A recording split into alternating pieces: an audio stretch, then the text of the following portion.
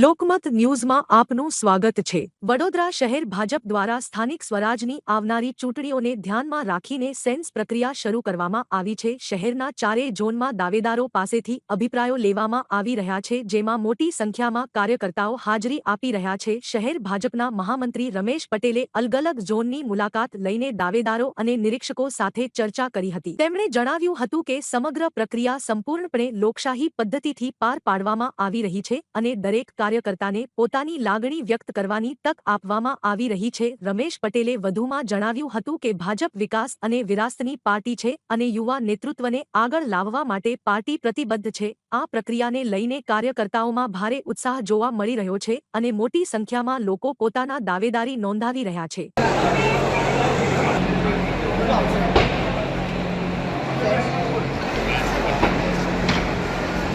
આપણે સૌ જાણીએ છીએ કે લોકશાહી દેશ અને ભારતીય જનતા પાર્ટી એટલે લોકશાહીના આધારે ચાલતી પાર્ટી છે।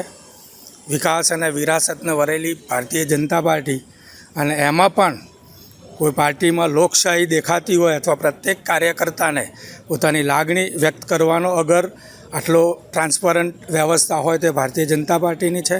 આપ જોઈ રહ્યા છો વડોદરાની તમામ 19 સીટોનું 4 ઝોનમાં અલગ અલગ જગ્યાએ સેન્સ પ્રક્રિયા ચાલુ છે। ટોકન પદ્ધતિ છે। કોઈપણ કાર્યકર્તા એકદમ અનુશાસન પ્રિય છે અને લાઇનમાં ટોકન જેમ જેમ એમનો નંબર આવે એ પ્રમાણે સૌ પોતાની લાગણી વ્યક્ત કરે છે અને અમારા પ્રાંતના જે કંઈ પદાધિકારી આવ્યા છે એમની લાગણીને સાંભળી રહ્યા છે। આ ચૂંટણીની શરૂઆત છે, એ આજની બીજો દિવસ છે। યુવાઓને કેટલી પ્રાધાન્ય આપવામાં આવે? આપ સૌ સમજો જ છો કે ભારતીય જનતા પાર્ટી યુવાઓને વરેલી પાર્ટી એટલે છે કે વોર્ડ પ્રમુખનું દાયિત્વ પણ 40 વર્ષથી નાવાના યુવાનોને આપ્યું છે અને સહજ છે કે જે દેશનો યુવા જાગૃત હશે એ દેશ હંમેશા જાગૃત રહેશે અને હંમેશા એગ્રેસિવ રહેશે।